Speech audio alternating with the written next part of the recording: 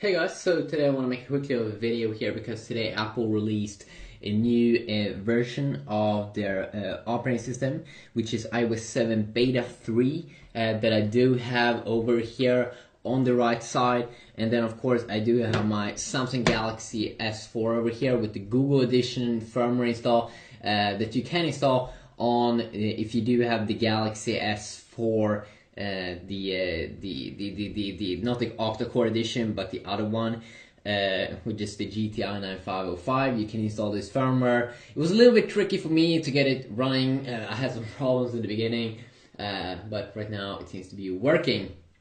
So that's pretty awesome. It's like the clean version of Android, which you do get here from Google. You see here it's extremely snappy, good speed and all that. How does it stack up against the latest beta here of iOS 7? So let's move on and check on the new beta 3 updates. So the first thing of course is the status bar here. Like when we are on the lock screen, this bar up here gets a little bit bigger, so you can notice the size here right now. And then we go up here, it's a little bit bigger in size, and you will see that it will shrink a little bit right now. There we go. It shrinks, or it does shrink a little bit.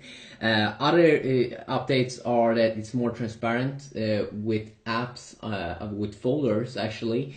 We have a new icon in here. We do have some new fonts in here, and overall across the system you have some small UI tweaks in apps like weather app, etc. and etc. So let's move on, and you can see now in calendar if you do have something. Let's go to this. Oh, that was a crash, I think. Of course this is beta, so it can crash. You will now see a little bit of a dot in the new beta 3 when you have schedule a new event on a specific date. So you can see I have something over here. I didn't see that in earlier version, beta 2 and such. So it's pretty nice. We also have some other tweaks, like when you're playing music right now, when you're on the lock screen. Let's do it. And every time I open up Spotify, it has to load a little bit.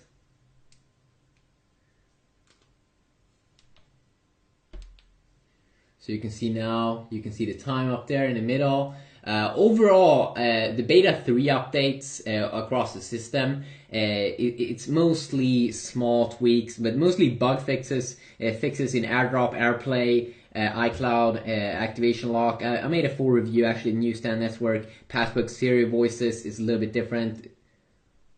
What's up? So the female voice is a little bit different. The system is overall a little bit snappier. You can see here when I go down like this, it has this like drag effect that it didn't have on earlier version or earlier versions.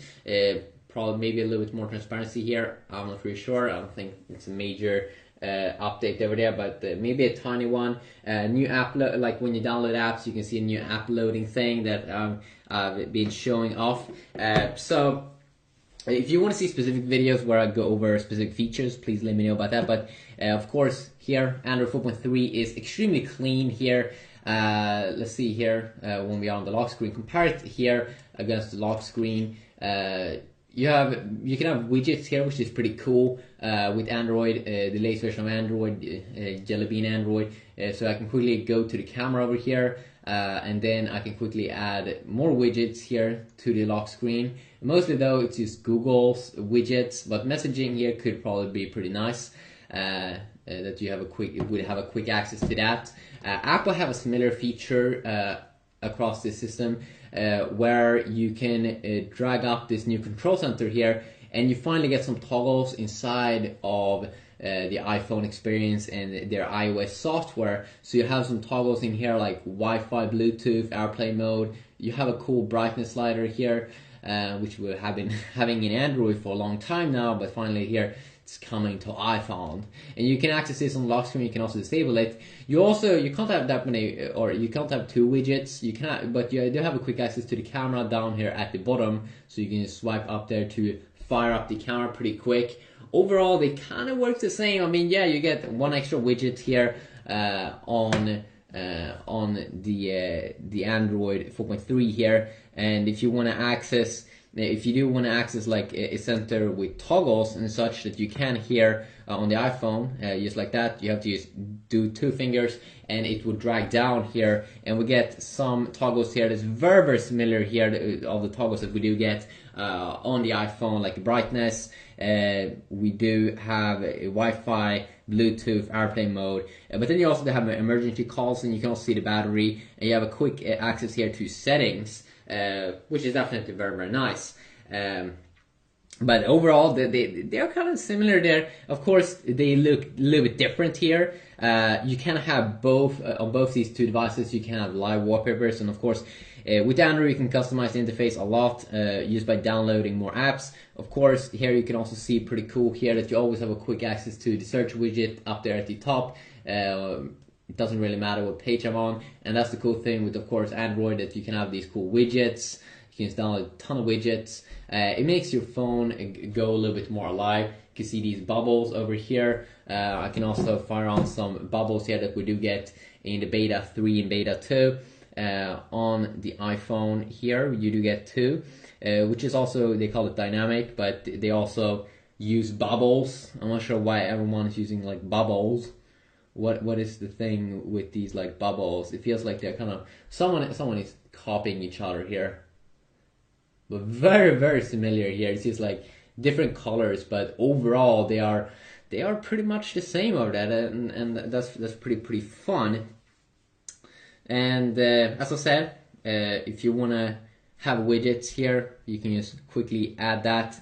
Where Apple still wanna have those apps, you can't have any widgets. And if you would swipe down, which I haven't done right now, this is basically their area where they focus on the calendar, and then also there's stocks, if you're that much interested in that. And then also you have an all page here where you see all your notifications that you can clear off, and the missed stuff page. And it's very, very nice how they made here in iOS 7 that you have this kind of cool transparent effect here, which makes it look extremely nice. If you want to customize the iPhone even more, then let's hope that it will come out a jailbreak. It probably will come out some kind of jailbreak in the future for the iPhone 5, and you will definitely do enjoy that with iOS 7. And of course, jailbreak is like you're gonna make the device like an Android device that you can have more tweaks and edit more stuff. But usually your iPhone will get a little bit buggy if you are doing so. Of course, both phones come here packed with the big fat place to download a lot of apps. Of course, with Android, we just do have the normal Play Store here. And then, of course, on the iPhone, we do have the App Store. And in general, I would say that many apps still have a little bit of a high quality in iOS. From what I've seen, it seems like developers still are putting down some more time into iOS, because that's probably where they earn some more money. You can also see here that on both phones, I do have like a metal button or aluminum button, I'm not sure, metallic or something. It looks pretty boss. I do like it. I do enjoy it. I think it's awesome. I think it's great. If you want me to make like specific videos comparing the browser, comparing the camera, comparing more gaming, I've made that in earlier videos. But if you continuously want to see that in future videos, please let me know about that, and I will see what I can do. But that can definitely be fun.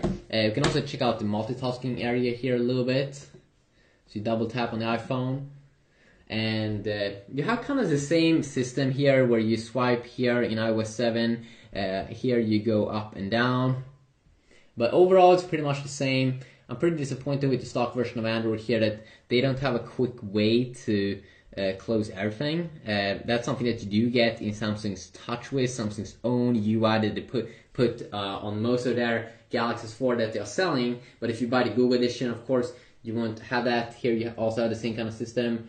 Swipe and swipe, and I think it's actually a little bit quicker here in Android to remove all of the apps, but in general that multitasking system is about the same.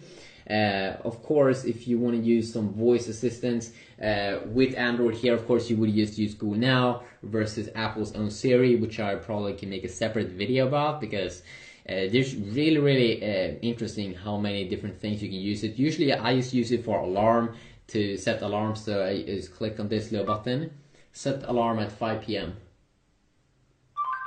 Setting alarm. And then I can quickly disable it. And same here goes with, of course, Apple and iOS 7. Set alarm at 8 p.m. Okay, I set an alarm for 8 p.m. And I can quickly disable it. But there's just so much more you can do with this voice assistant. People are controlling their whole house, like lamps and stuff with this, and it's pretty awesome actually. And I might be looking more into that in the future. But it's just a quick little overview, and also letting people that perhaps doesn't know that there's a new beta out. But of course, betas are only for the hardcore geeks and like developers and such. And this new beta mostly contains bug fixes. Of course, Android 4.3 here is extremely stable here, also on the S4. It's really been optimized and such, and that's really awesome. So quickly a video here. Hopefully you enjoy it. Leave your feedback down below, and I will see you all in the next one, hopefully. Yeah, peace.